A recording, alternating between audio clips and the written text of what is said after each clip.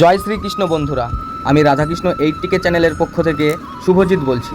আজ তোমাদেরকে বলবো শ্রীকৃষ্ণের এক আশ্চর্য লীলা, পুতনা রাক্ষসী বধ। দৈত্যরাজ কংস সবসময় চিন্তিত থাকতো দৈবকীর অষ্টম পুত্র শ্রীকৃষ্ণকে নিয়ে। তাই একদিন সে পাঠালো ভয়ঙ্কর রাক্ষসী পুতনাকে। পুতনা ছিল রূপ পরিবর্তনের ওস্তাদ।